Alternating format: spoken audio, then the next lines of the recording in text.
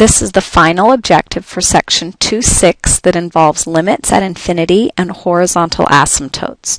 So in this objective, we are now going to connect those limits that we were finding involving infinity, and then we'll connect that concept to horizontal asymptotes. So we're going to use those limits in order to find the horizontal asymptote equations of functions.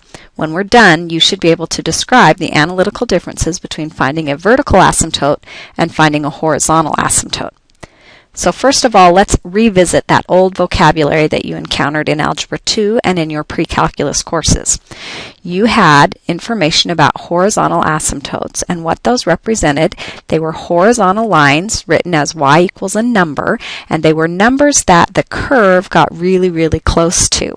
So now we have the notation to tell us that the curve is getting really, really close, and that notation is the limit as x approaches infinity of f of x equals L, or the limit as x approaches negative infinity of f of x equals L.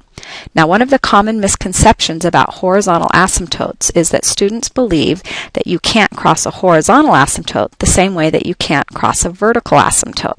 So we have to keep in mind that vertical asymptotes are graphical manifestations of problems in the domain. And if you cross a vertical asymptote, then you will be assigning a y coordinate to that x value, and you can't do that because it's a problem in the domain.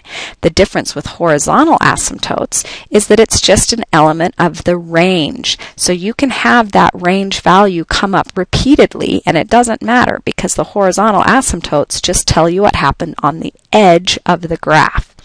Or the edges, I should say. So let's say, for example, we're looking at f of x equals sine of x over x.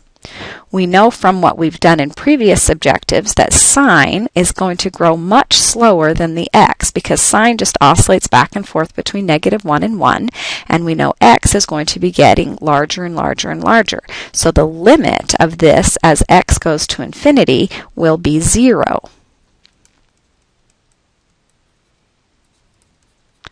And according to this definition of the horizontal asymptote, that means that y equals 0 is going to be our horizontal asymptote. But if we graph this, we know that sine will be 0 at 0. We also know it's going to be 0 at at pi, and then again at 2 pi, and then again at 3 pi, and at 4 pi, and 5 pi, and on and on and on. And actually at 0, that's not in the domain, so we can't use it. We get a 0 over 0, which is going to be a whole. But what we'll see if we graph it on our calculator is that we cross at pi, then we cross at 2 pi, we cross at 3 pi, and what happens is we just get dampened. We can't go up as high or down as low as we cross because this x keeps getting bigger and bigger and bigger. So even though we're crossing an infinite number of times, those y values are getting crunched down against that 0. So that's why our y equals 0 is a horizontal asymptote, even though we're crossing it a whole lot of times. So now that we're kind of clear on that, I want to explore the 3 different types of problems you're going to have to do involving these horizontal asymptotes. So in this first type, I will give you a picture and ask you to read off the asymptotes. So in this case, we can see that we've got some vertical asymptotes and we have some horizontal asymptotes. So this one, as x approaches -2 from the right side, that's a vertical asymptote, and we're heading down. If we look at -2 approaching from the left side, we can see that the y-coordinates are becoming unbounded in the positive direction. If we look at x as it approaches 4 from both sides, we can see that on the left we're going down and the right we're going up, so our thumbs are fighting each other, and we'd say that that limit does not exist. This is where the horizontal asymptotes come into play. So here, if x approaches infinity, that means I'm hopping on the curve and moving really far right. I can see that those y values appear to be getting closer and closer to 1.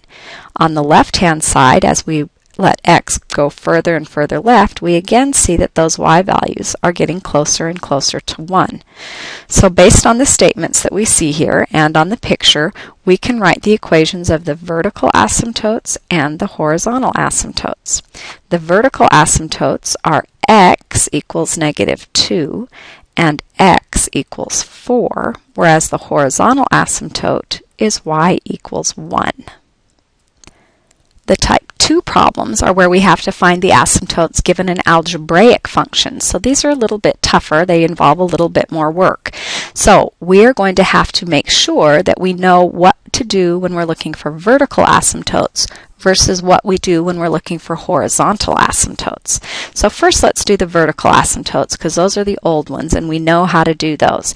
Remember, vertical asymptotes are graphical manifestations of problems in the domain. So I'm going to look for problems in the domain and I will identify them by factoring the bottom because it's division by 0 that's going to give me those asymptotes. Since this is already factored, I can see that when x equals 5, I am going to get a 0 on the top that is not a 0 on the bottom, so that will be a vertical asymptote. If I do the same thing down here, I can see that I have an x squared plus a 5, and if I factor the bottom, I'll have a 2 times an x squared minus 4, which is an x minus 2 and an x plus a 2. And I can see that I'll have a vertical asymptote at both 2 and negative 2 because neither of these factors appear on the top. So vertical asymptotes here are x equals 2 and x equals negative 2. If we look at our final one, I have x to the 4th plus 1 over, it looks like I can pull an x squared out, and I'm left with a 5x squared plus a 1. Well, this bottom will equal 0 when x equals 0, and if I plug 0 into the top, I do not get a 0. So that's going to be a vertical asymptote on my picture. So those are the easy ones that were our old tools, our old skills. So now let's look at finding the horizontal asymptotes. Remember that horizontal asymptotes, we find them by looking at the edges of the graph. We look to see what happens as x gets larger in both the positive direction or its magnitude gets larger in the negative direction. So that means I need to consider the limit as x goes to positive infinity and the limit as x goes to negative infinity. Now when I'm doing both of these, I'm going to be looking for dominant terms. So the dominant term on top on both of these is going to be 3x because it's a polynomial and there's only one term. On the bottom, I'm comparing a linear to a constant. So it is the 3x and the x that will dominate on both sides. So if I reduce that, I end up with a 3, and that's the same thing for both. So that means graphically I'm going to have the same behavior occurring on the right as I do on the left in terms of horizontal asymptotes. So because both of those limits were approaching 3, my horizontal asymptote is y equals 3.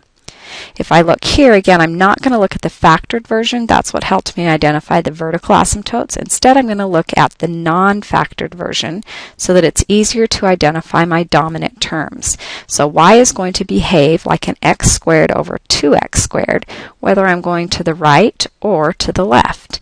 If I go to the right, I'm going to be looking at this ratio, which reduces to a half. And if I'm going to the left, I'm looking at the same ratio, which also reduces to a half. So my horizontal asymptote will be y equals 1/2. On my last one, again, I look at dominant terms, top and bottom, and because neither side grows differently with polynomials, unlike the exponentials, I can write the limit as x approaches infinity of x to the 4th over 5x to the 4th and get 1/5. And do the same thing on the left-hand side to get yet another limit of 1/5. So I have a horizontal asymptote of y equals 1/5. The final type is when I give you statements and you need to create the function. So here we want to sketch the graph of a function that satisfies all of these conditions.